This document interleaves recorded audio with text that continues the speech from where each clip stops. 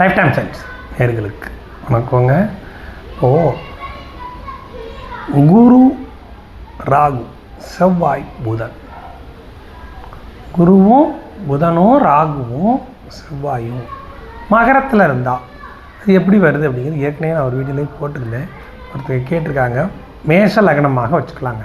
மேஷ லக்னமாக இருந்தால் மேஷ லக்னத்திற்கு ராகு குரு புதன் செவ்வாய் இருக்கும் பொழுது 10ஆம் வீடாக வந்துவிடும். மேஷத்திற்கு 10ஆம் வீடாக வந்து அந்த மேஷத்தில் செவ்வாய் உச்சம் பெறுவார்.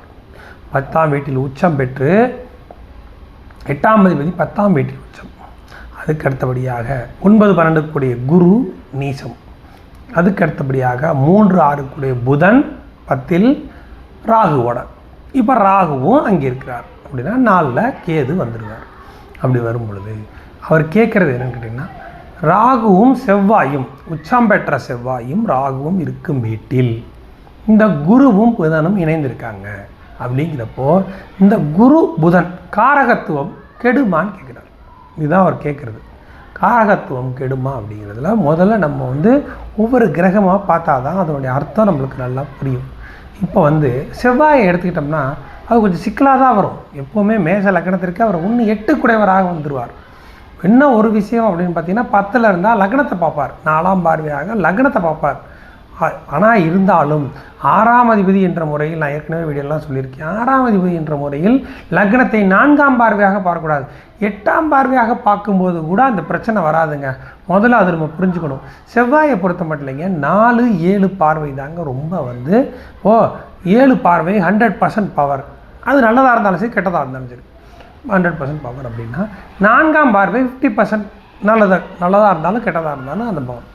8ஆம் பார்வைங்கிறது வெறும் 25% தான் வரும். பெரிய ஒரு அமைப்புன்னு சொல்ல முடியாது. அதனால் 8ஆம் பார்வையினால் பெரிய பாதிப்பு வராது. அப்படிங்கிறப்போ இவர் 4ஆம் பார்வையாக லக்னத்தை பார்க்கும்பொழுது லக்னாதிபதி என்று எடுத்துக்க முடியாது. இந்த இடத்துல அவர் 6ஆம் அதிபதியாக தான் எடுக்கிற மாதிரி வரும். அப்படி வரும் பொழுது அவர் லக்னத்தை பார்ப்பது அவர் ஒரு சிறப்பு அல்ல. இருந்தாலும் இந்த இடத்துல குரு இணைஞ்சிருக்கார். நம்ம செவ்வாயை மட்டும் பேசிகிட்டு இருந்தால் அப்படி பேசணும். இப்போ அதுக்கடுத்தபடி ஆனால் அந்த பாயிண்ட்டை எடுத்துக்கணுங்கிறக்கான அதை சொன்னேன். அதுக்கடுத்தபடியாக செவ்வாயோட குரு இணைஞ்சிருக்காருங்க. அவர் 9ஆம் அதிபதிங்க, யோகாதிபதிங்க, 9-12 கூடையவர் இணைஞ்சிருக்காருங்க. நீசம் பெற்றிருக்கிறார். அது ஒரு பாயிண்ட்டு. அதுக்கடுத்தபடியாக 10இல் ராகு இருக்கிறார், 10இல் புதன் இருக்கிறார். இப்போ இந்த லக்னத்துக்கு ஆகாதவர் யாருங்க? நம்ம ஃபஸ்ட்டு ஒவ்வொன்றா வரும், அப்போ தான் உங்களுக்கு விடாக வரும். லக்னத்துக்கு ஆகாதவர் யாருங்க? மேஷ லக்னத்துக்கு சுத்தமாக ஆகாதவர் அப்படின்னு நம்ம யாரை சொல்லுவோம்? புதனை சொல்லுவோம். 3-6 கூடையவராக வந்துடுவார். அவர் அங்கே இருக்கிறார், 10இல் இருக்கிறார். குரு நீசம் பெற்றிருக்கிறார். இப்போது நான் ஏற்கனவே சொன்ன மாதிரி ராகு கேதுவோடு இணையும் கிரகங்கள் வக்ரம் பெற்றோ நீசம் பெற்றோ இருந்தால் யோகம்னு சொல்லியிருக்கேன். அதுக்கடுத்தபடியாக செவ்வாய் உச்சம் பெற்று அவரோட குரு சேர்றது நீசபங்க ராஜயோகம். கிட்டத்தட்ட குருவுக்கு 2 பலம் கிடைக்குது. அப்போ குரு நல்ல பலம் ஆயிடுறார். 12ஆம் அதிபதி 10ஆம் வீட்டில் இருந்து பலம் பெறுகிறார். அதாவது 9ஆம் அதிபதியாகவும் பலம் பெறுகிறார். இங்கே குரு நல்ல நிலைமையை அடைகிறார். ஃபஸ்ட்டு பாயிண்ட் வந்துடும். எப்படின்னு திருப்பி சொல்லிடுறேன். ராகுவோட நீசப்பட்ட கிரகங்கள் வக்ரமற்ற கிரகங்கள் இருக்கிறது நல்லதுன்னு நான் சொல்கிறேன். நல்ல யோகத்தை கொடுக்கும். ராகுவும் யோகத்தை கொடுக்கும், குருவும் யோகத்தை கொடுக்கும். இதுதான் ஒரு பெரிய விஷயம். ஏன்னா குருவுக்கு டபுள் பவர் வந்துடுது. டபுள் பவர் எப்படிங்க? நீசமாயிருக்காரு. நீசம் ஆனதுனால தான் டபுள் பவர். அந்த வீட்டில் நீசமாகி ராகுவோட சேர்ந்தது ஒரு பவர். அதுக்கடுத்து நீசபங்க ராஜயோகத்தை பெறுகிறார் அவர். செவ்வாய் உச்சம் பெற்ற கிரகத்தோடு சேரும்போது நீசபங்க ராஜயோகம். அப்போ டபுள் பவர் அவருக்கு கிடைச்சிருக்கு. அப்படிங்கிறப்போ இந்த 9ஆம் வீட்டு பலன்கள் நல்லபடியாக இருக்குங்க. அதே மாதிரி 12ஆம் வீட்டு பலன்களும் நல்லா தான் இருக்கும். அதுக்கு அடுத்தபடியாக இப்போது குருவை பார்த்தாச்சுங்க. குரு யோகாதிபதி. அவர் கேட்டது 2 கேட்டிருந்தார். குருவும் புதனும் காரகத்துவம் கெடுமா. குருவோட காரகத்துவங்கள் ரொம்ப நல்லா இருக்குங்க. இதுதான் பாயிண்ட். ரொம்ப நல்லாயிருக்கும் குருவோட பாரத்துவங்கள். நீங்கள் அதை நல்லா அனலைஸ் பண்ணுங்கள். நான் சொல்கிறத கரெக்டாக வரும். குரு நல்ல பலனை கொடுப்பார். குரு திசையெல்லாம் வந்தால் பெரிய கோடீஸ்வரனாகவே ஆக்கும். அந்த அளவுக்கு கொடுக்கும். ஆனால் இந்த இடத்துல அடுத்து செவ்வாயை எடுத்துட்டோம் அப்படின்னா, செவ்வாய் உச்சம் பெற்று இருக்கிறார் அப்படின்னாலுமே ராகுவோட இருக்கும்போது செவ்வாய் திசை அவ்வளோ யோகத்தை கொடுக்காதுங்க. இதுதான் அப்படி தலைகீழாக மாறும். இந்த இடத்துல செவ்வாய் திசை தான் பெரிய யோகத்தை கொடுக்காது. அதுக்கு அடுத்தபடியாக ராகு திசை நல்ல யோகத்தை கொடுக்கும். ஆனால் இந்த புதன் அடுத்தது புதனுக்கு வரணும்ல. நான் ஒரு குருவும் புதனும் கேட்டிருந்தார். குரு நல்லா இருக்கும், புதன் எப்படி வரும் அப்படின்னா இந்த புதன் மட்டும்தாங்க 3 6 குடையவராகி அவர் கெடுறது ஒரு வகையில் நல்லது, அவரோட காரகத்துவங்கள் கெடுங்க. இதுதாங்க அதில் விஷயம். இப்போ நான் வந்து ஷார்ட்லேயே காட்டுறேன் பாருங்கள், திருப்பி சொல்லிடுறேன் பாருங்கள், அதில் உங்களுக்கு நல்ல விளக்கம் கிடைக்கும். இதை பாருங்கள், மேஷ லக்னங்க. மேஷ லக்னத்திற்கு 10ஆம் வீட்டில் புதன், செவ்வாய், ராகு, குரு, 4ஆம் வீட்டில் கேது இப்படி இருக்கிறாங்க. இப்படி இருக்கும்போது அவர் கேட்டிருக்கிறது அதுதான். இந்த குருவும் புதனும் காரகத்துவம், குருவோட காரகத்துவம் கெடாதுங்க. திருப்பியும் சொல்லிடுறேன், ஏன்னா குரு நல்லா வலுவாக இருக்கிறார். எந்த வகையில் அப்படின்னா இப்போ தான் சொன்னேன் நம்மக்கிட்ட, குரு நீசம் பெற்று ராகுவோட சேருவது மிகப்பெரிய யோக அமைப்பு. ராகு மகரத்தில் இருப்பது சரியான யோகம். நம்ம சொல்லுவோம் ஏற்கனவே, மேஷம், ரிஷபம், கன்னி, கடகம், கன்னி, மகரத்தில் ராகு இருப்பது சரியான யோக அமைப்பு. அப்படி வரும்போது ராகு இருக்கிறது அம்சமான அமைப்பு. அந்த ராகுவுக்கு இன்னும் பவர் கொடுக்குற மாதிரி நீசம் பெற்ற குரு இணைவது சூப்பர். அதுக்கு அடுத்தபடியாக உச்சம் பெற்ற செவ்வாயோட குரு, நீசம் பெற்ற குரு சேருது, நீசபங்க ராஜயோகம். ஆக மொத்தத்தில் 2-3 பாயிண்ட்டாக அவர் வாங்கிக்கிறார் குரு. அப்படிங்கிறப்போ இந்த குரு 9-12 குடையவராக இருந்து நீசம் பெற்றுட்டாருன்னு இந்த இடத்துல எடுத்துக்க முடியாது. மற்ற கிரகங்கள் இல்லாமல் குரு இருந்தால் அது வேற. ஆனால் இந்த இடத்துல நம்ம எடுத்துக்க கூடாது. இந்த 4 பேரில் யார் அப்படின்னா குரு தான் நல்ல யோகத்தை கொடுப்பார்.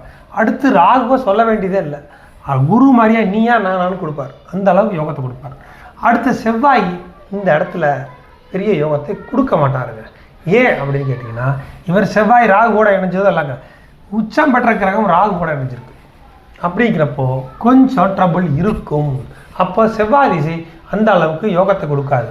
இவரை முன்கோவராக வேணால் வச்சுருக்கும். அதுக்கு அடுத்தபடியாக இப்போ விஷயத்துக்கு வந்தோம்னா, புதன் 3-6 குடையவராகி 10ல் போய் ராகுவோட செவ்வாயோட குருவோட இணையும் பொழுது அந்த புதனுடைய புதனுடைய காரகத்துவங்கள் தாங்க கெடும். இது தாங்க விஷயம். அதாவது 3ஆம் வீட்டு காரகத்துவங்கள் சுத்தமாகவே இருக்காது. ஏன்னா அவர் வந்து 3க்கு 8ல் மறைகிறார், ஒரு பாயிண்ட்டு. அதுக்கடுத்து இங்கே கெட்டுறார்.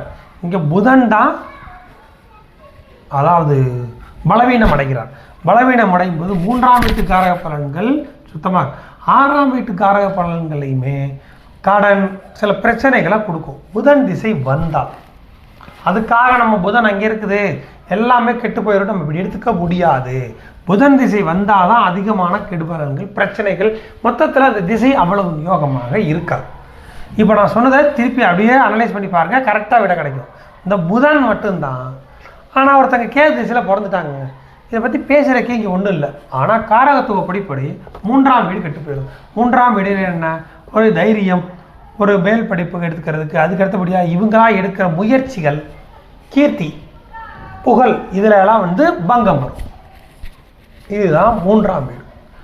அதனால இதை மட்டும்தான் நம்ம பார்க்கணும். அதுக்கு அடுத்தபடியாக 1-2 உடம்புல பார்க்கும் பொழுது, அதாவது நெஞ்சுக்கு, அதாவது தொண்டைக்கு கீழே உள்ள இடங்களில் கூட நோய் சம்மந்தப்பட்டதோ ஒரு சில பிரச்சனைகளை புதன் திசை வந்தால் பண்ணும், இல்லை புதன் புத்திகள் வந்தால் இருக்கும்.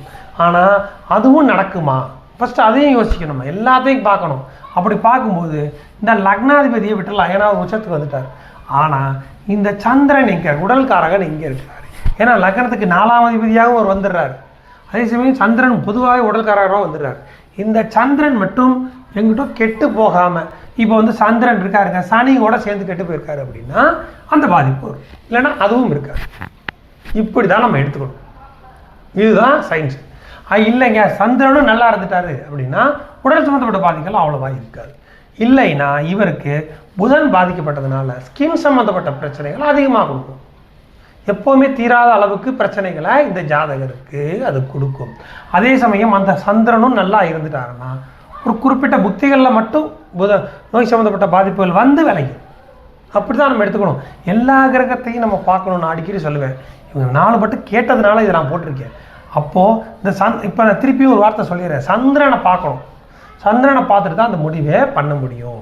சந்திரன் சனி கூட சேர்ந்தோ, சந்திரன் நீசம் பெற்ற சனி கூட சேர்ந்தோ இருந்தால் இந்த ஜாதகருக்கே பாதிப்புகளை கொடுக்கும் இந்த புதன் திசை.